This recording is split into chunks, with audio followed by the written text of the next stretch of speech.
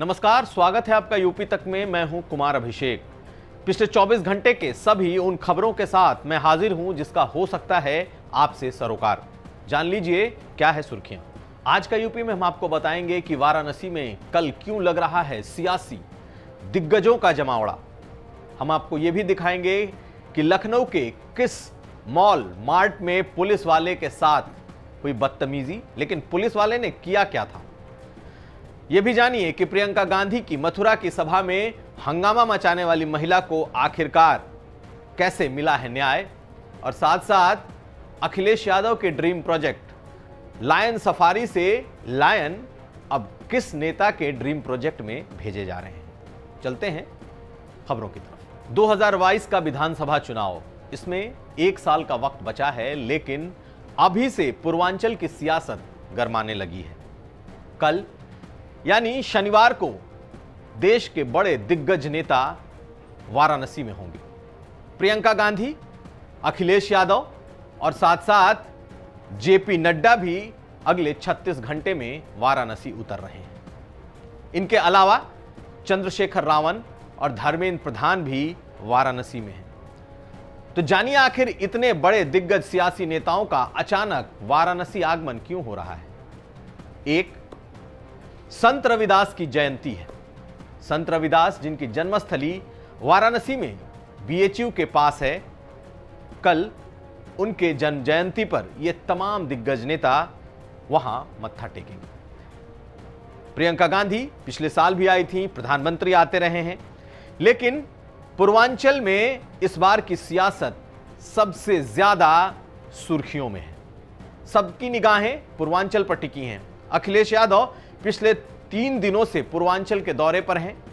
वाराणसी, जौनपुर, मिर्जापुर, इन इलाकों में अखिलेश यादव लगातार अपने कार्यकर्ताओं के घर जा रहे हैं, उनसे संपर्क कर रहे हैं। प्रियंका गांधी कल संत रविदास के उस आश्रम में, उस मंदिर में, उस जन्मस्थली में आ रही हैं। दरअसल पूर्वांचल में तमाम निगाहें इसलिए भी टिकी हैं क्योंकि एक, ये प्रधानमंत्री का वाराणसी उनका लोकसभा क्षेत्र है।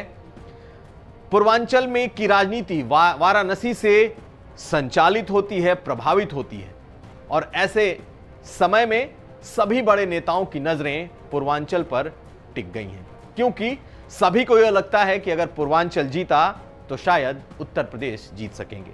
दूसरा, दलितों का एक बड़ा वोट बैंक दलितों के प्रभाव का है और उसे कहीं ना कहीं साधने की एक बड़ी कोशिश दिखाई दे रही है।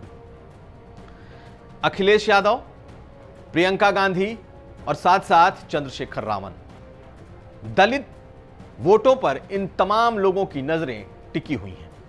बीजेपी को एक मुश्त वोट दलितों के उस इलाके से मिले हैं, और ऐसी स्थिति में जब ये तीनों दिग्गज वहां मौजूद हैं तो बीजेपी भला कैसे पीछे रह सकती है। जेपी नड्डा, बीजेपी के राष्ट्रीय अध्यक्ष, रविवार को वाराणसी पहुंच रहे हैं और वहां अपने कार्यालय का उद्घाटन करेंगे। लेकिन इन बड़े नेताओं के जाने के बाद वो भी इस बात का मंथन जरूर करने वाले हैं कि आखिर इन नेताओं का असर, सियासी असर कितना होने जा रहा है। इससे पहले जो धर्मेंद्र प्रधान है, केंद्रीय मंत्री, वो भी कल होंगे। उन्होंने काल भैरव के साथ साथ बाबा विश्वनाथ के दर्शन भी किए हैं। ऐसी स्थिति में कल का दिन यानी शनिवार को वाराणसी में इन सियासी दिग्गजों की चहलकदमी दिखाई देगी। चलते हैं अगली खबर की तरफ। लखनऊ में एक पुलिस वाले के साथ मैनहैंडलिंग और मारपीट का एक वीडियो सामने आया। लखनऊ के हुसैनगंज के एक मॉल में एक सिपाही का यह वीडियो है जिसमें लोग उसके साथ मारपीट करते हुए दिखाई दे रहे हैं। दरअसल इसमें कहानी यह है कि इस सिपाही ने इस मार्ट से शर्ट खरीदने के बजाय शर्ट की चोरी की थी। दरअसल ट्रायल रूम में उसने अपने वर्दी के नीचे 3 शर्ट पहन लिए थे और उसके ऊपर उसने वर्दी डाल लिया, लेकिन बाहर निकलते वक्त गेट के सेंसर ने उसकी चोरी पकड़ ली और वहां मौजूद लोगों ने और उस मार्ट के जो कर्मचारी हैं उन्होंने उसके साथ बदतमीजी भी की और मारपीट भी की, और यह सब कुछ एक वीडियो में कैद हुआ और उसे बाकायदा वायरल कर दिया गया। पुलिस की इस हरकत का लोगों ने सोशल मीडिया पर एक तरीके से उसे जमकर फटकारा, क्योंकि यह वीडियो ऐसा था जिसमें चोरी साफ साफ दिखाई दे रही थी। शाम होते होते उस पुलिस वाले को निलंबित कर दिया गया, हालांकि वो पहले से ही लाइन हाजिर था। लेकिन इस वीडियो के सामने आने के बाद पुलिस कमिश्नरेट लखनऊ ने उन लोगों की भी पहचान करनी शुरू कर दी है जिन लोगों ने उसके साथ मारपीट की थी। पुलिस का कहना है कि चोरी की तो उसकी सजा उसे मिलेगी, उस पर एफआईआर दर्ज हुआ है, लेकिन मारपीट करने का हक भी सार्वजनिक तौर पर किसी को नहीं है। और वीडियो में जिन लोगों ने उस पुलिस वाले के साथ मारपीट की है उनके ऊपर भी केस दर्ज हो रहे हैं। यानी कि पुलिस वाले ने चोरी की तो उसकी सजा उसे मिलेगी, और लोगों ने उसके साथ मारपीट की है तो उसकी भी सजा उन्हें भुगतनी होगी। चलते हैं अगली खबर की तरफ। कुछ दिन पहले प्रियंका गांधी जब मथुरा में अपनी किसान पंचायत की सभा को संबोधित कर रही थी, उसी वक्त एक परिवार ने उस सभा के बीचों बीच हंगामा करना शुरू कर दिया था। उस परिवार ने बाकायदा पोस्टर लहराने शुरू कर दिए थे कि राजस्थान में उनके परिवार के साथ, उनकी बेटी के साथ बलात्कार हुआ है और आरोपी को बचाया जा रहा है। प्रियंका गांधी के सामने इस हंगामे का असर उसी वक्त हुआ। उस कार्यक्रम के बाद प्रियंका गांधी उस परिवार से मिली थी और उन्होंने गहलोत सरकार को इसे देखने को कहा। अगले 24 घंटे के भीतर ही इस परिवार के कंप्लेन पर बाकायदा कार्रवाई भी हो गई। जिन लोगों ने उस परिवार की लड़की के साथ रेप किया था उनकी गिरफ्तारी हुई और साथ साथ उसका मुआवजा भी मिला है।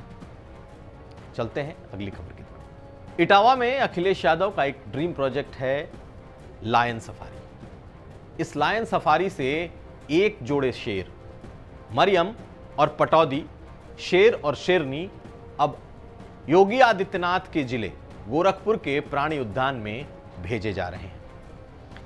इन दोनों शेरों को जूनागढ़ से 2019 में इस लायन सफारी में लाया गया था, लेकिन अखिलेश के गृह जिले से अब ये दोनों शेर मुख्यमंत्री योगी आदित्यनाथ के गृह जिले गोरखपुर जाएंगे और वहां के बोटैनिकल गार्डन, वहां का जो जू है, उसके भीतर ये दोनों रखे जाएंगे। भले ही इन दोनों नेताओं की सियासी दुश्मनी आपस में हो, लेकिन इन दो शेरों ने कहीं ना कहीं इन दोनों दिग्गजों को एक साथ जोड़ दिया है।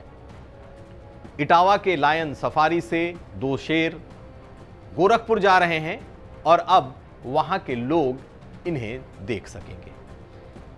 पूर्वोत्तर में यह पहला ऐसा जू है जहां पर शेर और शेरनियां रखी जाएंगी और लोग उन्हें देख सकेंगे। लेकिन कहीं ना कहीं इटावा और गोरखपुर का यह कनेक्शन लोगों को सियासी तौर पर भी खूब भा रहा है। तो यह था आज का यूपी।